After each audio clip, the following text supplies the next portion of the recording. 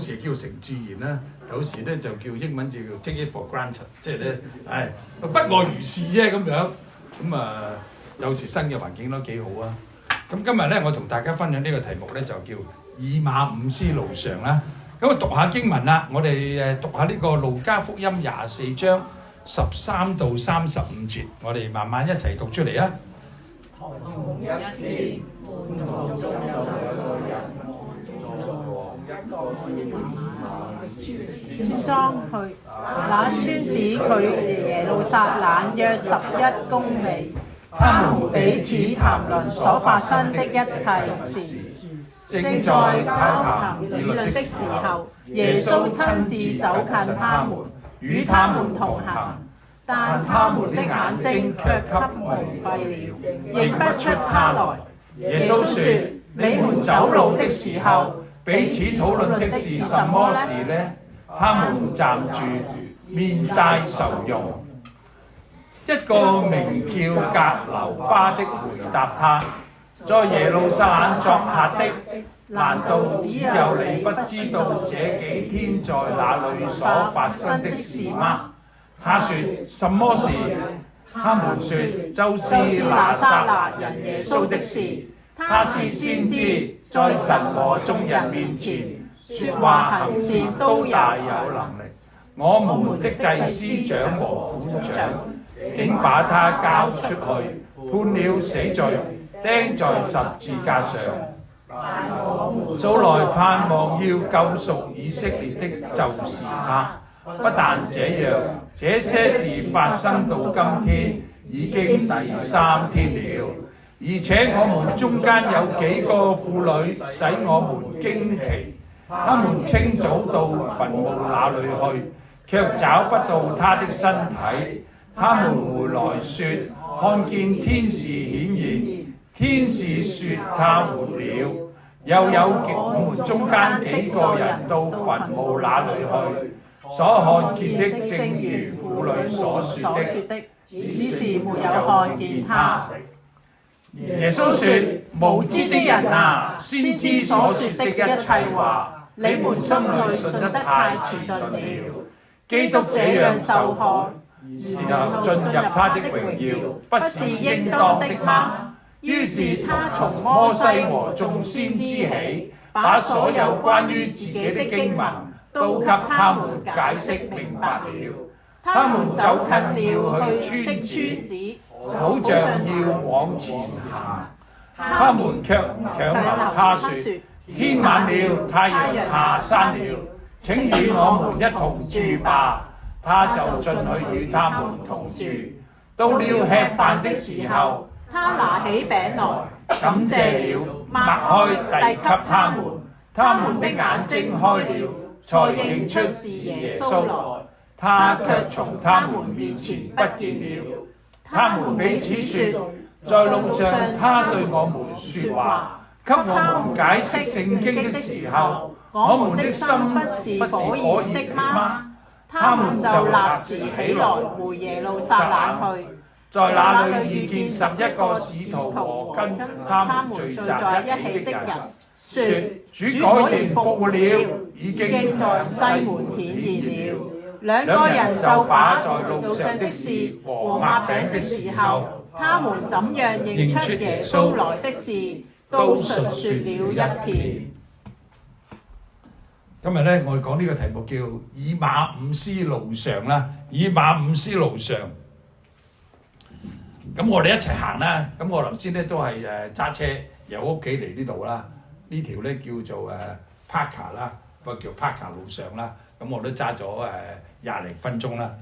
咁呢一條路咧，同大家一齊行咧，就呢條路咧就好似一條咧遠離咗耶路撒冷嗰度係敬拜主嘅中心啦。咁咧，但係其實呢條路咧就係一條回家嘅路，一條歸向主嘅路。我哋叫佢叫以馬忤斯嘅路。咁第一點咧，我哋睇呢條路咧就叫面帶愁容之路。面帶愁容之路，因為經文話咧，正當嗰日就係主耶穌復活嗰日喎，門徒咧中間有2個人咧就去到一條村子，呢條村咧叫做以馬忤斯。咁大概離耶路撒冷咧，呢度嘅翻譯咧就11公里咧。咁11公里大概我哋行咧係行2個半至3個鐘度嘅時間啦。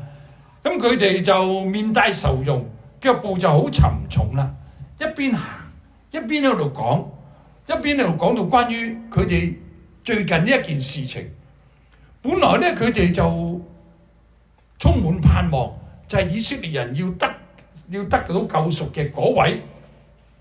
呢幾日佢就親眼喺幾日之前睇見佢哋所愛嘅主耶穌，拯救以色列民嘅主耶穌被捕啦、被審啦、被鞭打啦、被釘十字架，最後仲被埋葬咗。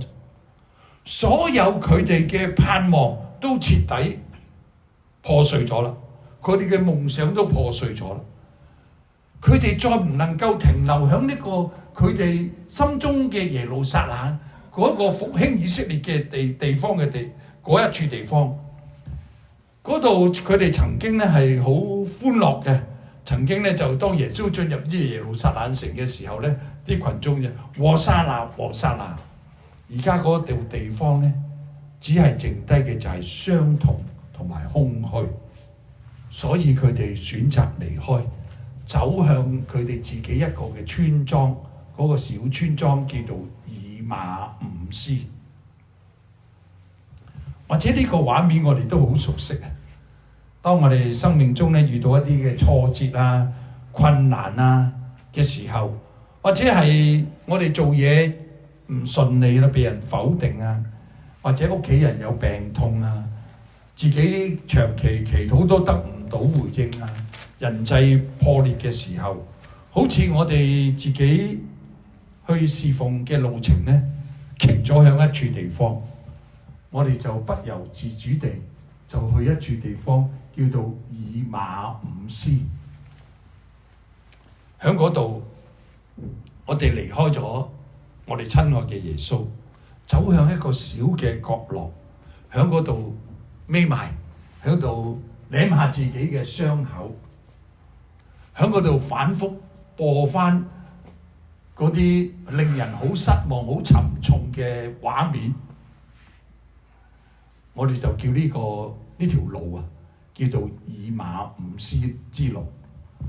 有時呢個以馬忤斯之路又可以叫做溫哥華之路嘅喎，又可以叫做咧，我睇到經文咧，又可以叫做亞杜蘭洞之路嘅喎。呢個亞杜蘭洞咧，喺撒母耳記22章1到2節，當時咧大衛咧就跟咗掃羅咧，就係掃羅嘅左右手嚟噶啦。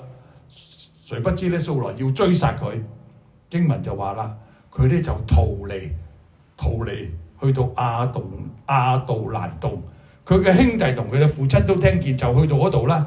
跟住呢一節好好嘅，凡受困迫的、欠債的、心裏苦惱的，都聚集咗喺嗰度。咁大衛咧做咗佢嘅領導人啦。嗰度有400人，嗰400人咧點樣形容佢咧？就係嗰啲受困迫啦，嗰啲欠債啦，啲苦惱咧，成班都係嗰啲人嚟嘅。或者好似溫哥華之路啦，最近咧我哋嘅講嘅溫哥華咧，由2022年啦，當我哋加拿大政府咧提出呢一個所謂俗稱叫做咧避風港救生艇之路啦，咁咧就救生艇之路咧就即係嗰啲香港好多救生艇好多嘅青年啊、中年嘅人咧就嚟咗呢度啦。咁我都接觸唔少，有啲嚟唔到添。例如我一個中學嘅即係個學生啦，咁後尾佢做咗教師咧，喺我哋教會嗰間中學嗰度教。咁佢都話嗰次佢嚟到咧，佢都話想逗留翻喺溫哥華呢度咯。不過最後尾佢都翻咗去香港繼續教書。咁我哋都識得啦。琴晚我就打電話WhatsApp 俾阿 Gary Chan 啊，唔係 Gary So 啊。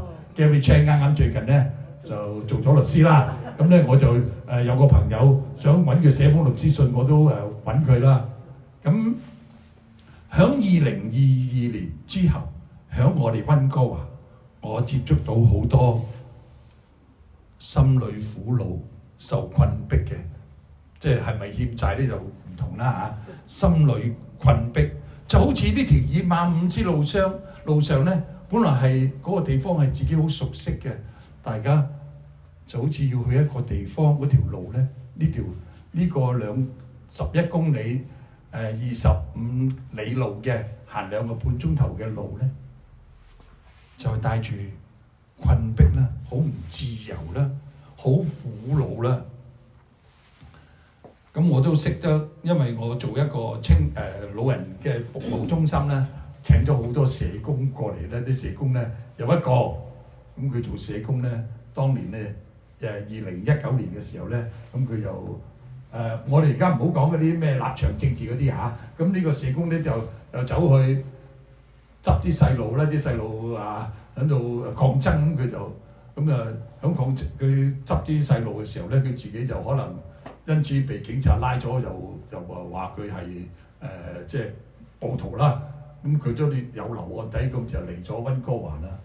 咁我都接觸唔少，因為響嗰個我哋一個服務嘅團體咧，請咗好多社工，佢哋都係帶住苦惱啊，即係離開咗佢哋所熟悉嘅地方，就喺呢條以馬忤斯之路。以馬忤斯之路有時就叫溫哥華之路啦。咁我記得我02年過嚟嘅時候咧，都係受困迫嘅、欠債嘅、心裏苦惱嘅。喺我02年嚟嘅時候咧，我嗰陣時仲係45歲啦，咁啊帶住2個女啦，太太就半年之後過嚟啦。咁喺我嘅中年嘅時間咧，我嚟到溫哥華咧，我有時會唱呢首歌嘅，嗰首金天鵝啊！我第一晚去金天鵝嗰度咧，嗰度落緊雪啦。金天鵝點啊？寒夜裏看雪飄過，咁啊睇住啲雪喺度飄咯。我咧就嗰啲熱情冇晒啊！點解啊？我嚟呢個溫哥華嘅時候，我咧就冇一份工。我以前喺教會做牧師，我就辭咗份工，即係冇份工咧15年喺教會。咁咧，我咧就有一間屋。嗰間屋叫負資產嘅屋，就係負資產啦。我哋中年人咧就呢兩樣已經好鬼衰㗎啦，又冇一份工，45歲有2個女，咁又冇一份工，又有負資產。好似當時同我太太就好似都好似唔係好想同佢一齊生活落去咁樣，即係感情有困難，即係男人到呢度咧叫好衰㗎啦，就好當tâm㗎啦。咁就好似呢條就溫哥華之路，我就諗住我辭咗份工啦。就攞咗啲公積金，我帶咗3萬幾蚊加幣，其實唔多啦。嗰陣時咧就我申請過嚟咧，又要飛翻過去幾次咧已經預咗6-7千蚊㗎啦。嗰3萬幾蚊唔係咁襟使㗎咋咁樣。咁可能咧都好啊，我都帶咗啲少錢過嚟啦。我唔好意思，唔使問你啊。你唔使講㗎啦。阿 Sam 而家翻咗去啦，同你去幫你賺錢啊，係咁樣啦。即係我哋講呢個以馬忤斯路，每一個人嘅人生咧都有可能行一條以馬忤斯路嘅，就係我哋心裏邊好受困啦，好苦惱啦。呢個愁容滿面之路，第2點咧就係叫有人同行之路。有人，我而家暫時唔好叫耶穌先，又可以叫耶穌同行之路嘅。有人咧即係有一個人或者有個朋友同你同行。因為喺呢個以馬忤斯路有人同行之路咧，呢2小時半，佢哋門徒咧唔係呢2個門徒唔係孤單嘅走路嘅，因為經文講正交談議論嘅時候，耶穌係親自走近佢哋，和佢哋同行，只是他們嘅眼睛迷糊咗，唔認出到耶穌。我服侍一個團體咧，就叫VIP 啊 ，VIP 咧即係叫 Visual Impaired Person，VIP。咁咧就即係叫眼睛模糊咧，有啲就全部視力都冇嘅，有啲係得嗰6成視力，有啲係得3成視力。我同我一個其中負責嘅 Tommy 咧，佢自己負責呢個工作咧，佢都係得嗰幾成視力嘅咋。即係佢嘅眼睛迷糊咗。特別留意到呢度經文話，耶穌親自走近他們，與他們同行。但係嗰個與佢同行嗰個，其實佢唔知佢係邊個嚟嘅，係一個人嚟嘅啫，係一個朋友，有一個人同佢同行。復活嘅主耶穌咧，佢就唔係坐喺天上，坐喺高高在上，等你班人即係振作起嚟，我就落嚟啦咁樣。佢哋耶穌亦都唔係等佢嗱，你認唔認到我啊？我係主耶穌，佢哋都認唔到啊！好似有一個人即係同佢同行啫嘛。我同你咁熟，3年幾你都認唔到我啊？咁樣耶穌冇處理呢件事，就同佢哋一齊行啦。係主耶穌主動嘅嚟到走過嚟，陪佢哋行一條最灰暗，佢哋想逃避嘅道路。即使當時佢哋認唔出嗰個係耶穌啊，耶穌都好願意同佢同行。有時耶穌咧就問佢哋啦：你哋一邊走一邊傾啲乜嘢事啊？你哋又面帶笑容，如果真係感覺到你哋腳步都好沉重嘅，咁佢哋就停低落嚟，好愁眉苦面嘅就話：你都唔知啊？你係咪喺呢度做過客嘅人都知啦？響耶路撒冷，你咁樣係由耶路撒冷行落嚟，你一定應該會知㗎，因為響呢幾日有一個叫耶穌係何等偉大嘅先知，佢響神同埋眾百姓面前咧行咗好多大能奇事，佢嘅話語係充滿智慧嘅。但係祭司長同埋官府咧將佢定咗罪，將佢釘十字架。不過呢一日有幾個婦女從墳墓翻嚟，話見到異象喎，話耶穌活着喎。佢哋講咗好多嘢，不過呢兩個門徒最嬲尾就都係呢句：只是我哋所盼望嘅嗰一位，只是我哋所盼望嘅。可能我哋喺信仰上追求，但係最嬲尾嗰句。但係不過，我哋好中意講呢句嘅。但係不過好啊！不過我而家好唔掂。但係不過就係呢幾句説話啦。只是我哋所盼望嘅，我哋所盼望嘅一切都粉碎晒啦。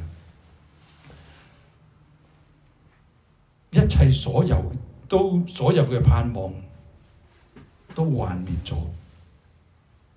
但係耶穌點樣做咧？耶穌就冇立刻變咗佢榮耀嘅身體嚟嚇佢一跳啦，亦都冇責備佢哋。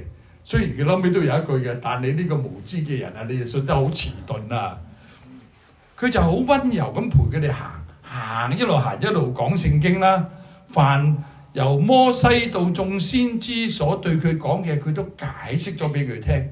把整本聖經由創世記到馬拉基書，一段一段指向耶穌嗰個救贖嘅呢位受苦嘅彌賽亞，將會被刺穿嘅救主，呢位得榮耀嘅君王，就係喺呢2個鐘頭半裏邊咧，佢哋所認識嘅經文重新有咗一種溫暖同活力啊！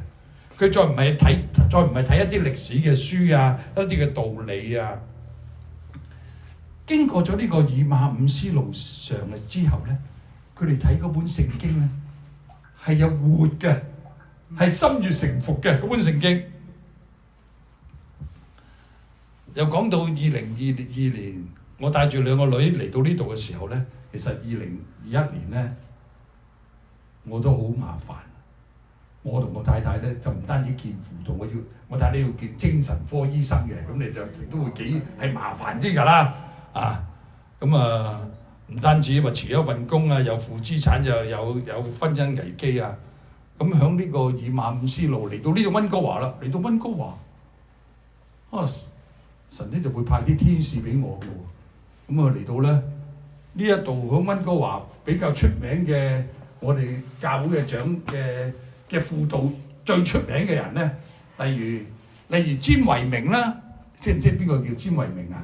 即係以前突破咧有個明心信箱㗎，嗰個詹維明啊 Ruth 啊，佢又嚟揾我，成日請我成日食早餐，佢又咁樣講啦。佢話佢有一個分定啊，即係有一個基金啊。呢個詹維明啦，佢出去請一啲傳道人啊、牧者食飯咧，佢嗰個分定咧就會俾佢。我唔知佢講真定講差，總之佢就請我，成日請我食嘢，就嚟支持我啊、安慰我啊。我而家都同佢樣去咗多倫多，佢都仲有介紹啲人阿網後啊，你同我做啊，呢一個同我做呢個靈修指導啦。我話好啦，即係你當年都真係好啊，成日請我食嘢喺度開解我咁樣。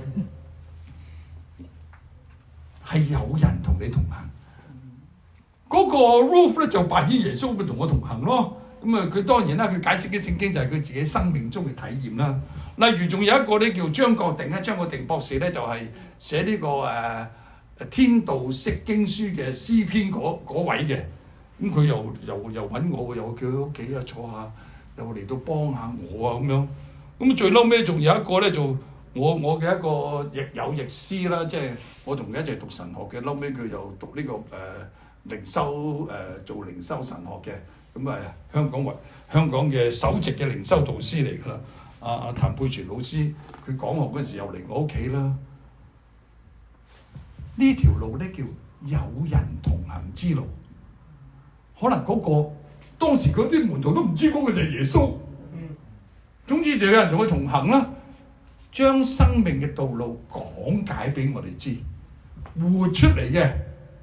我都讀過唔少神學，讀完一個課程又讀完一個學位又讀一個學位，讀即係嗰啲。但你要有一個人喺你人生困苦嘅時間，同你行下，又好似佢又冇講啲乜嘢。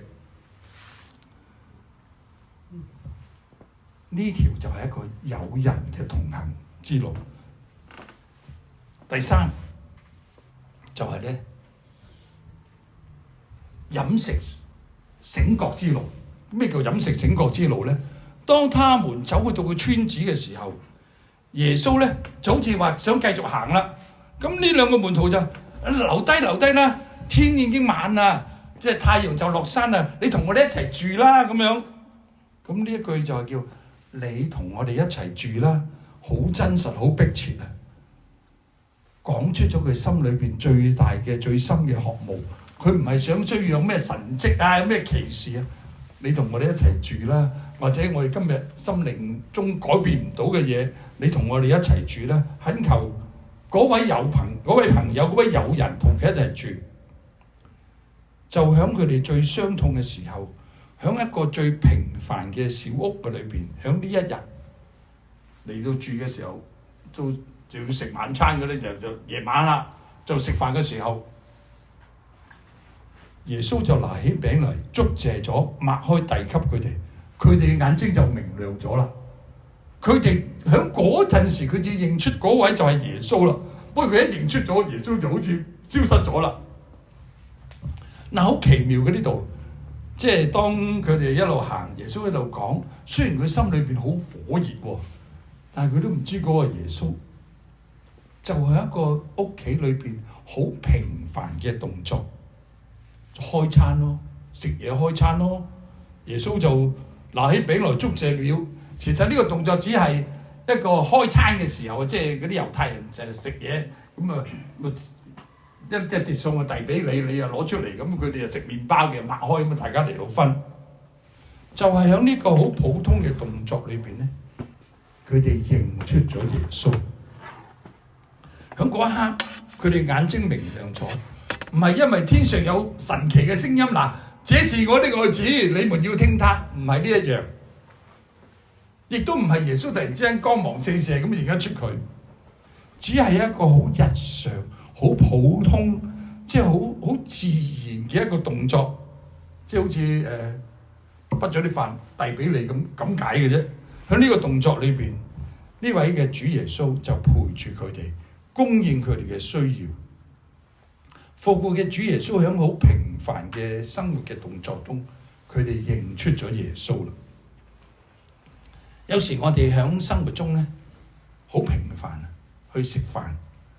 上個禮拜啊，其實咧就喺呢個百樂門嗰度啊，百樂門嗰度咧飲茶咧，我就一早寫咗邊個去，我係唔寫嚟，我係唔呃，不過我預咗會嚟嘅。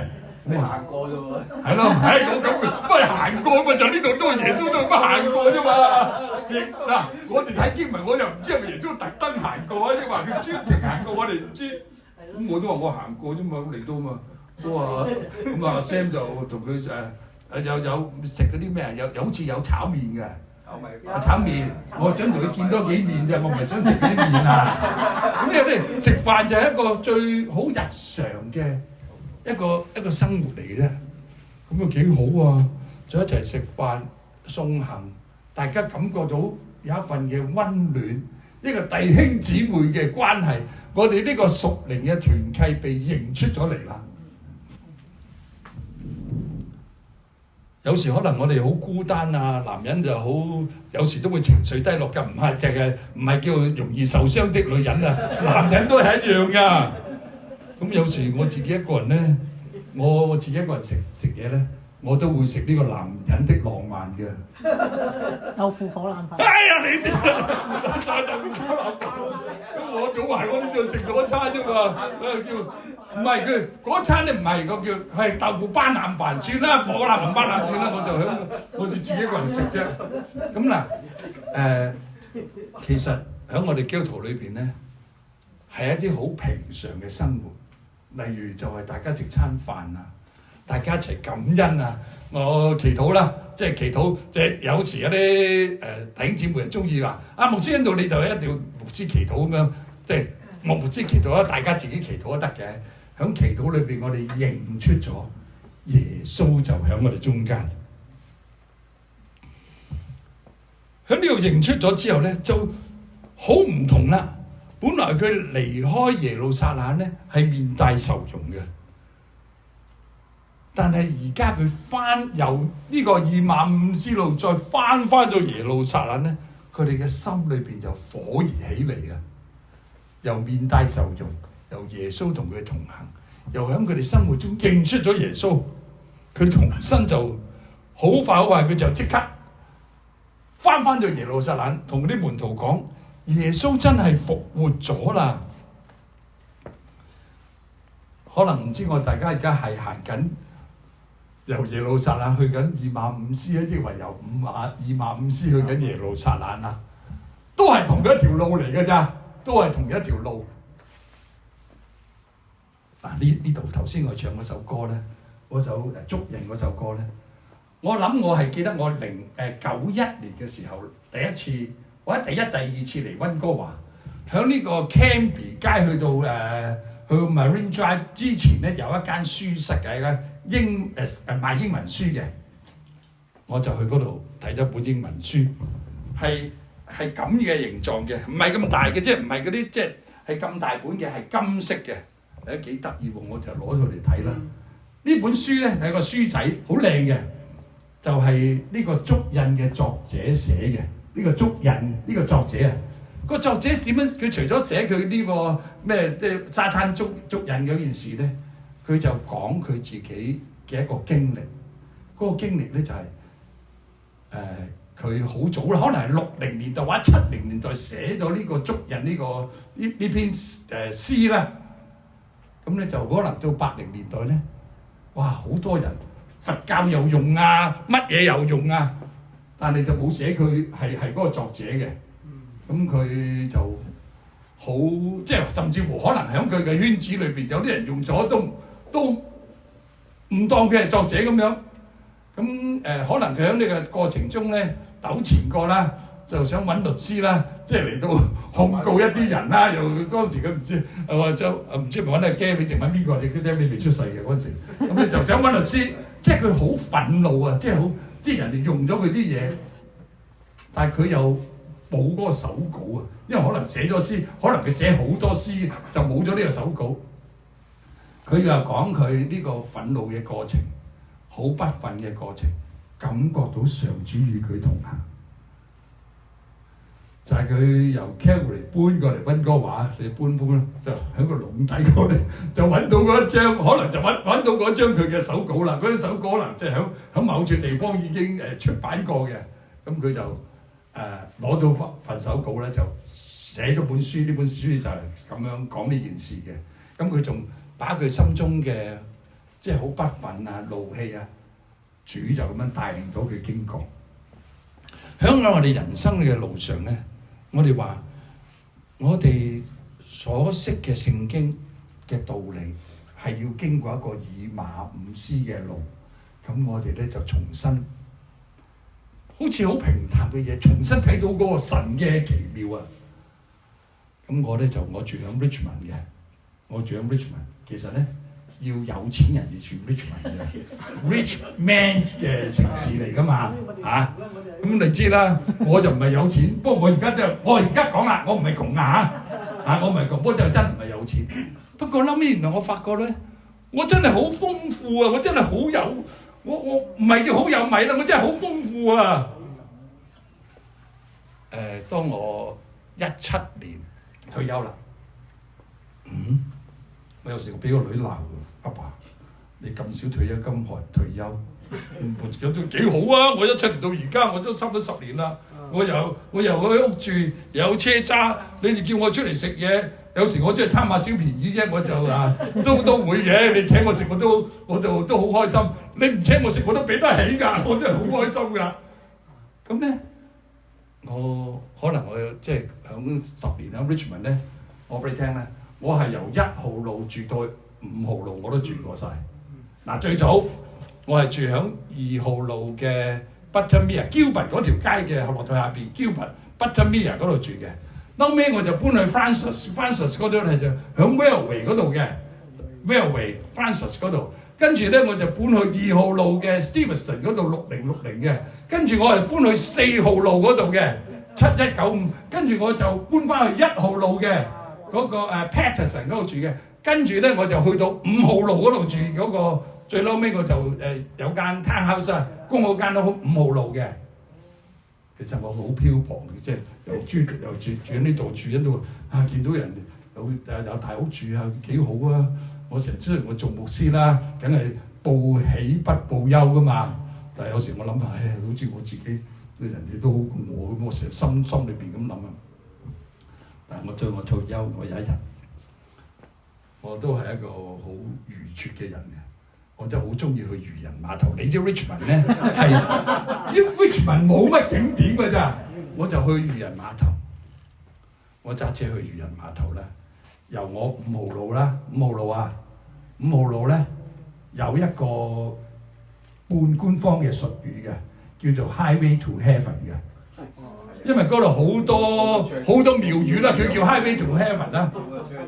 咁我就由呢個Highway to Heaven 嘅由天堂嘅路啦，咁就我出去4號路啊，要去4號路嘛，出4啦。咁我入去3號路咧就入3啦。咁我仲要行一段2號路喎，出死入生行2路。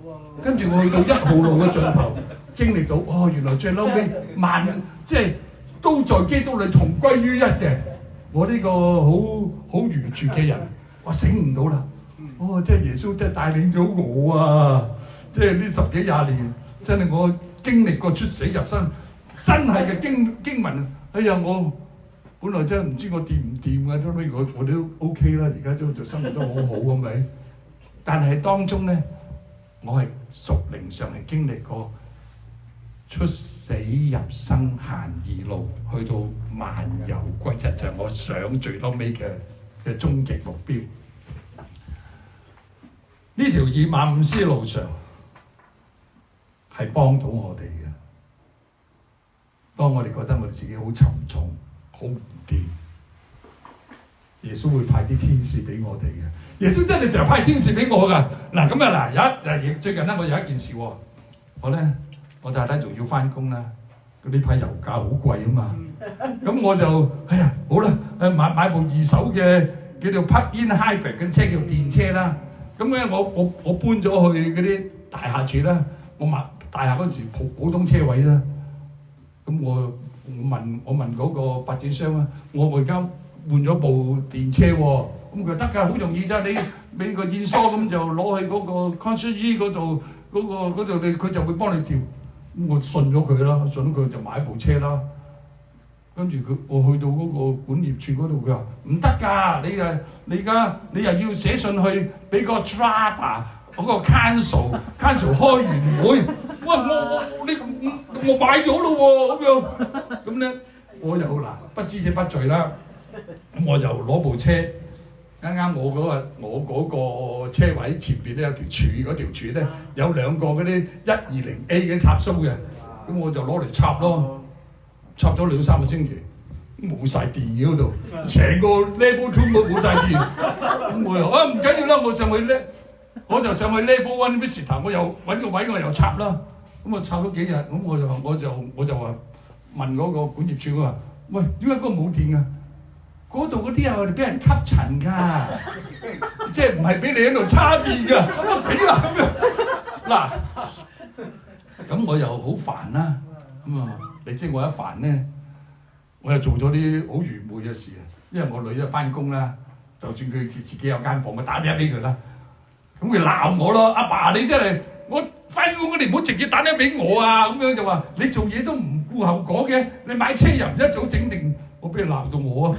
咁你就不過我鬧得有啲道理嘅，咁我即係祈禱啦。即係人又會做啲愚拙嘅事㗎，或者你所經過嘅嘢，你有幾叻即係你梗會做一啲。你以為啱，其實係唔好嘅事啦。我祈禱啦，祈禱。咁我一祈禱，第二朝我又要車個小朋友去 daycare centre。啱我嗰層樓有8個單位嘅，得3個單位有人住啫。咁我咧有一個朋友我都見過佢嘅，好少見到佢，真係佢大家翻工放工都唔啱時候，咁就去咗，大家去落 lift 啦。落 lift 嘅時候，Michael 你係咪揸電車㗎？哇，係啊，我揸電車。咁我都係諗住要買啲電車嗰啲第2級嗰啲插嘴㗎啦。咁佢話：我本來我趕時間要去車個小朋友嘅，不過就嗰日就多咗少少時間。我落去佢嗰度啦，佢架車嗰度，我問下佢啲嘢，跟住佢就話俾我聽。我就話俾佢聽，我而家死啦，有個電車就冇車位，咁我唔通冇電點揸你咁樣？佢就話佢有個朋友。買咗個單位租俾人住嘅，佢買嗰陣時咧就買咗另外多一個車位，係電車嘅車位，佢租咗俾人嗰個咧就唔係揸電車。咁啱啊，咁啊俾我啦，多即係都要100幾蚊咁，我都要俾㗎啦咁樣。咁啊騎咗套咁又得咗喎咁啊！過幾日我女又去勞嘈嗰啲咩管業處嗰啲啊嗰啲咁嘅人啊。咁佢就寫英文佢話：阿爸，你落去波打下嗰啲，即係煩下嗰啲發展商啦。咁我就想落去煩佢啦，想落去煩佢。點樣知咧？嗰日咧就係佢1點半至開工嘅，我10點零鐘落去，佢又冇開。咁我就翻去又祈禱啦，唔知點樣好啦。祈完禱之後咧，又好喎。跟住我太太話俾我聽：你而家咧嗰個發展商話咧，你嗰個113。你交翻出嚟，佢就俾個303俾我，303個就係電車位嚟嘅。你知啦，我哋啲凡人咧都係為啲有時係為啲衣食住行嘅事嚟到煩惱嘅咋。咁我嗱詩篇有個講話咧，我哋嘅生命咧好似一聲嘆息，每一個人咧都會經歷到生命中嘅沉重嘅。如果你好輕鬆啊，日成世好輕鬆啊，我哋體會唔到生命中嘅嗰種嘅不能承受之輕嘅。我哋太輕係冇用嘅，係有啲沉重嘅。有時當然啦，唔好去到20幾年前嗰啲咁沉重嗰啲啦。有時臨終都有啲沉重嘅事咧，我哋搞唔掂嘅，咁祈禱咯。咁耶穌好似就派啲天使俾我哋。嗱，呢條叫以馬忤斯之路。呢條路咧係我哋每個人都要行嘅，幾好啊！當我哋受煩嘅時候，耶穌就嚟啦，耶穌就派人嚟啦，耶穌就幫我哋啦。